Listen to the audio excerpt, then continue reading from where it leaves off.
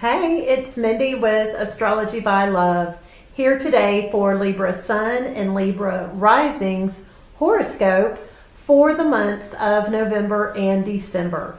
We are starting at the new moon on November 20th in the sign of Scorpio and going until the new moon on December 20th in the sign of Sagittarius. I appreciate you hanging out with me today, Libra. Please like and subscribe. I've got some pretty cool links down below. You can check those out. Let's go ahead and get started. So throughout this moon cycle, we have two energies that are close to being exact, but not quite. So Jupiter and Saturn are in a very close trine. This is very much the energy of abundance, protection, stability. They are working together. We are feeling emotionally safe, taken care of. So this beautiful vibe is just hanging out in the background. Like I said, not coming exact, but there and having an influence. And I wanted to go ahead and mention that. Then on November 20th, we have the new moon in Scorpio. So Libra, this is your second house. This is your finances. This is your family values. There's some sort of new start. This is a beautiful new start because Venus is there blessing it. But there's some sort of new start in your finances. This may be a new stream of income. This could be a beautiful gift that you receive, understanding or elaborating on family values. Also, under this new moon, Uranus is sextiling Neptune. So Uranus is the planet of chaos. It doesn't like rules. It likes just throwing things out the window. Uranus has recently moved back into Taurus. This is your 8th house of secrets. So with Uranus there, you've got lots of extra secrets to keep, chaos in who to tell, who not to tell. And Neptune is in your 6th house. This is your daily routines. You're not a big routine person to begin with. You just kind of like to glide about your day, do it when you feel like it. And Neptune also mimics that energy. Whenever Neptune is involved, it's hard to see clearly. It's kind of hard to see what's going on. But these two are sextiling each other. That's a 60-degree angle. It's kind of a forced sort of oomph of energy. So there may be more chaos around your partner's finances or the secrets that y'all keep together. And you may feel a little bit more relaxed or spiritual as you go throughout your day. We are going to be feeling this energy build up about a week beforehand to about a week afterwards. And like I said, with Neptune present, we may not even recognize it. This is definitely something to reflect back on in a few weeks though. Then on the 21st, the sun is opposite Uranus and trine Neptune. So the sun is in Scorpio. It is highlighting your finances. Your money becomes a little bit more important when the sun is in Scorpio. Something about the chaos in your partner's finances or those secrets that you keep are disrupting your flow of money. It's causing just some sort of hiccup in your finances. This is a fast-moving energy. Then the sun trines Neptune. So this could very much you be including spiritual practices in your daily routines. Neptune is where we don't see things clearly, and a lot of times can also represent alcohol or drugs. So you may be tempted to just take a drink along with you when you run your errands. Of course, we shouldn't be driving, but that energy is there on the 21st. Then on the 22nd, Mercury trines Saturn and Jupiter. Mercury is in your 2nd house. These are your finances, family values.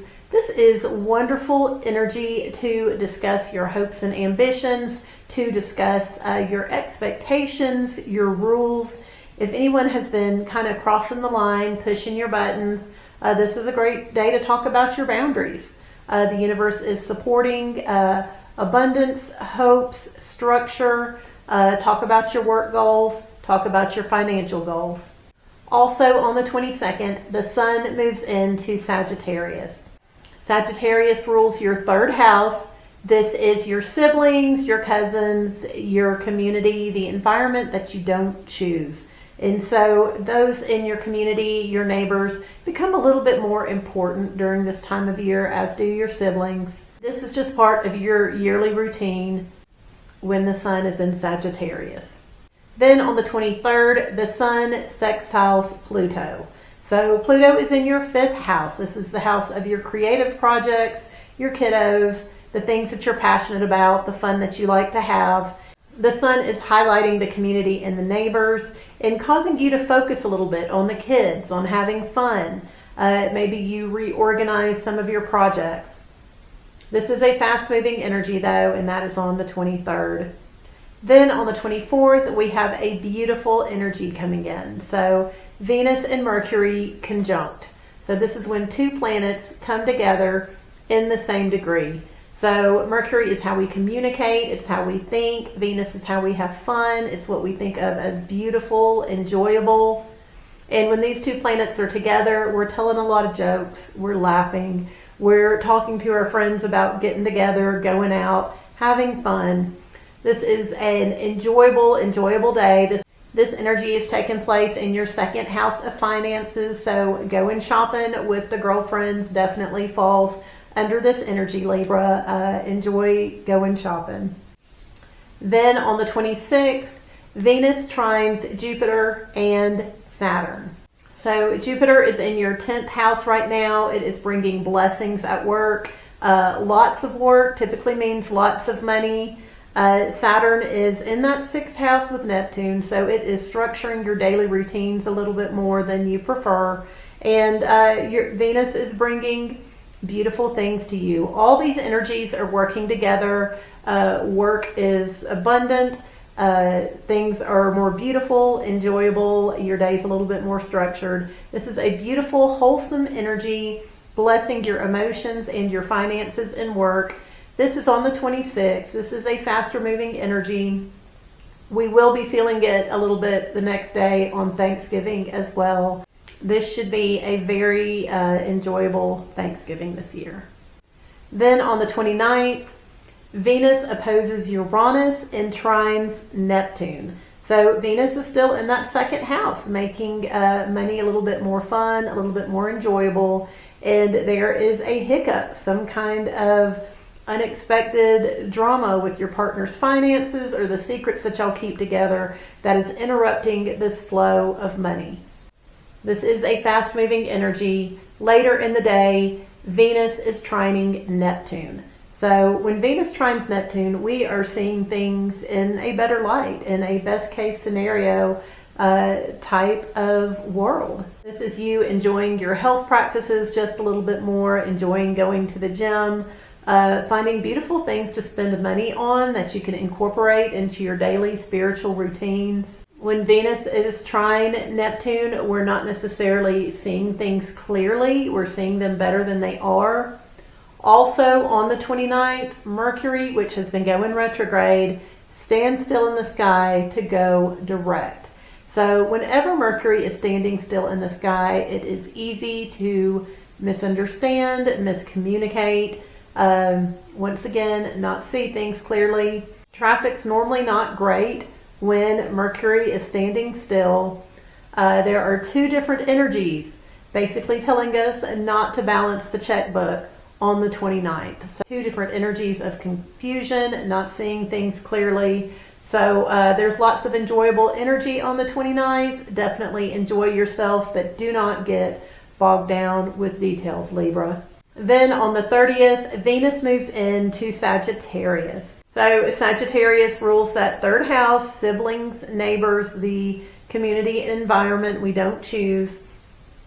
Mars is also in the 3rd house right now. So anytime Venus and Mars are in the same sign, it lends itself to some law of attraction magic. It makes it a little bit easier to manifest what it is that we want.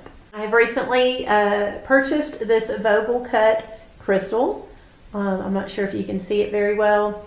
It is double-ended. A man named Marcus Vogel came up with this cut.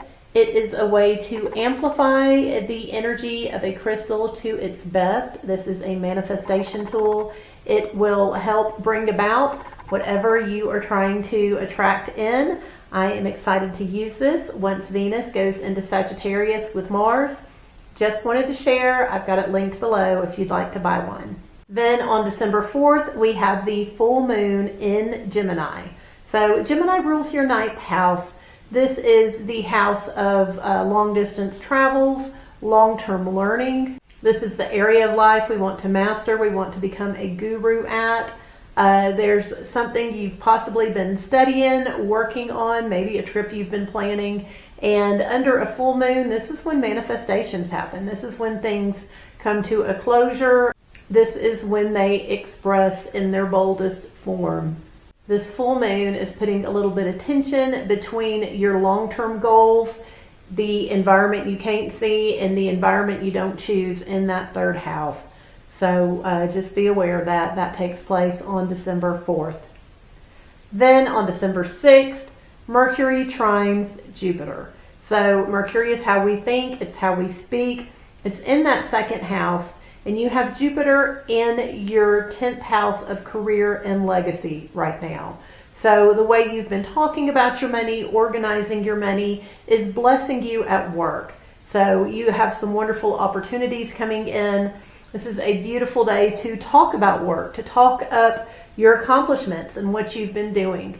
This is a fast-moving energy. This is on the 6th. Then on the 7th, Mercury trines Saturn. So Mercury, once again, is in that 2nd house. This is family values, finances. Saturn is in that 6th house of health routines, daily go-about routines. It may be causing some blockages. It's definitely wanting you to be more organized and structured in the way that you take care of your health, in the way that you run your errands. This is a good energy for talking about your boundaries and your expectations and how you want to structure things in your financial world and in your daily life. This is a fast-moving energy. Then on the 7th and 8th, we are feeling the energy build up to the 9th when Mars squares Saturn.